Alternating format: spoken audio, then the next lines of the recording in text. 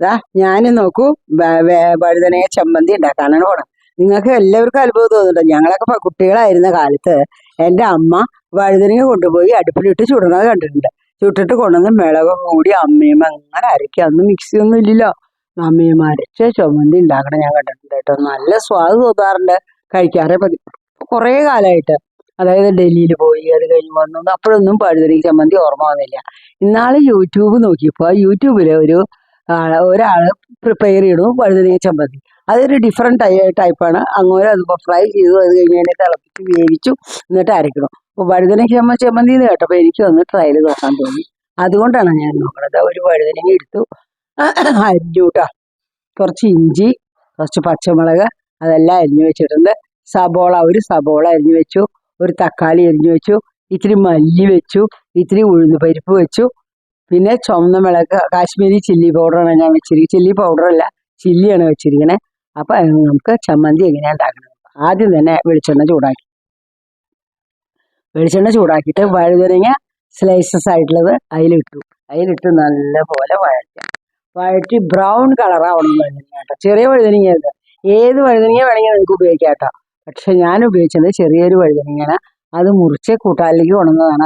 അത് മുറിച്ച് ചമ്മന്തിക്ക് വേണ്ടി നന്നാവുന്നതാണ് ഒരു പ്രതീക്ഷ. അത് കാരണം കൊണ്ടാണ്. നോക്കൂ, നല്ല പോലെ ഇളക്കി കൊടുക്കുക. അതിൽ ഒരു ലേശം ഉപ്പിട്ടോളൂ. ഉപ്പിട്ടണ എന്തിനാച്ചിക്ക് വഴുതനങ്ങ പെട്ടെന്ന് ഇങ്ങനെ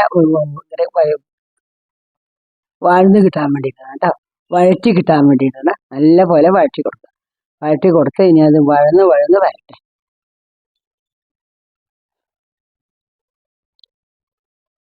ഇനി അതിൽ എല്ലാ സാധനങ്ങളും ഇടാം. നമുക്ക് എന്താ ഇടണ്ടേ? വെളുത്തുള്ളി ഇടണം, മിളക് ഇടണം. വെളുത്തുള്ളി ഒരു സ്ലൈസ് ഉണ്ട്, മിളക്, മല്ലി, ഉഴുന്ന് എല്ലാം ഇട്ടു. തക്കാളി ഇട്ടിട്ടില്ല. ബാക്കി എല്ലാ സാധനങ്ങളും ഇട്ട് ഇങ്ങനെ നല്ലോണം വഴറ്റി കഴിഞ്ഞാൽ കറിവേപ്പില ഇടുക. വഴുതനങ്ങ വാങ്ങി വെക്കുക. സോറി, ഞാൻ പറഞ്ഞത് തെറ്റി. വഴുതനങ്ങ വാങ്ങി വെച്ചു. അത് കഴിഞ്ഞിട്ട് ഇനി മറ്റു സാധനങ്ങളൊക്കെ ഇടുക കേട്ടോ.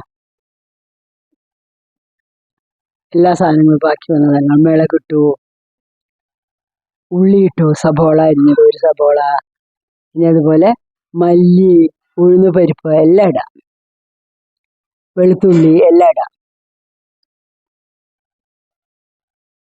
ഇഞ്ചി, പച്ചമുളക് അതൊക്കെ ഇടാം കേട്ടോ. തക്കാളി മാത്രം ഇടരുത് കേട്ടോ. തക്കാളി ഞാൻ അരിഞ്ഞു വെച്ചിട്ടുണ്ട്, പക്ഷെ തക്കാളി ലാസ്റ്റിലിട്ടാൽ മതി. എന്നിട്ട് അത് നല്ലോണം വഴറ്റുക.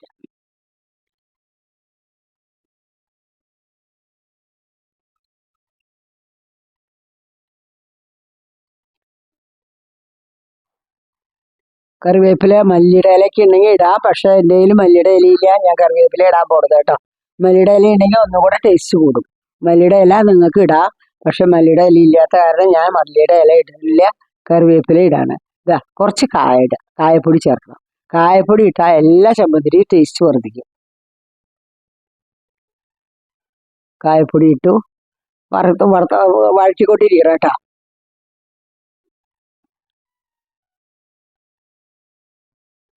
ഒരു കഷ്ണം ഇഞ്ചി ഇട്ടു.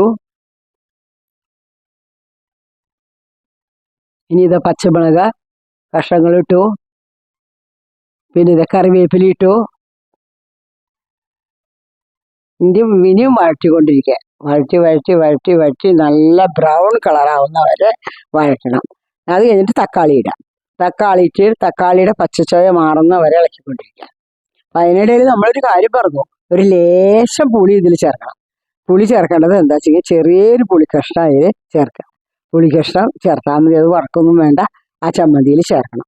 എന്നിട്ട് നല്ലപോലെ ചൂടാറി കഴിഞ്ഞാൽ നമുക്ക് ചമ്മന്തി അരയ്ക്കാം കേട്ടോ. പുളിക്കഷ്ണം ഞാൻ വെച്ചിട്ടുണ്ട് അവിടെ. ഇത് ചമ്മന്തി അരയ്ക്കാം. നല്ലോണം ചൂടാറട്ടെ. ഫാനിൻ്റെ കീഴെ കൊണ്ട് വെക്കാൻ പോവാ കേട്ടോ.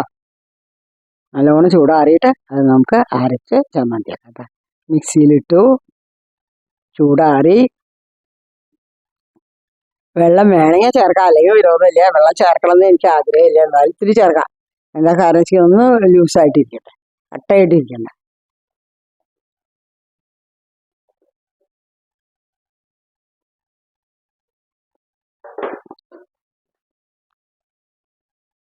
സ്റ്റാർട്ട് ചെയ്ത് നോക്കും. അരച്ചു.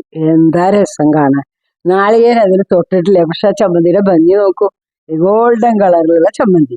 എന്താ ഭംഗി. ചമ്മന്തി തയ്യാറായി. ചമ്മന്തി നല്ല സ്വാദുണ്ട്. എന്താ മണം വരുന്നത്. കറിവേപ്പിലി, ഇഞ്ചി, ഉള്ളി, പച്ചമുളകും ഒക്കെ കൂടി ചേർന്നിട്ടുള്ള മണം ഭയങ്കര. ഇതാ കടുക് വറുത്തിടാൻ ഞാൻ ഇപ്പൊ ചീഞ്ചട്ടി അടുപ്പിൽ വെച്ചു. ചീഞ്ചട്ടി അടുപ്പിൽ വെച്ചിട്ട് ഇതാ കടുക് വറുത്തിടുന്നു.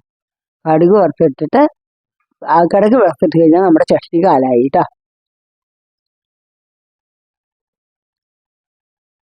കടുക് വറുത്തിട്ട് അതിൽ വേണമെങ്കിൽ കുറച്ച് ഉഴുന്ന് പരിപ്പ് വേണമെങ്കിൽ ഇടാം. ഞാൻ ഇട്ടില്ല.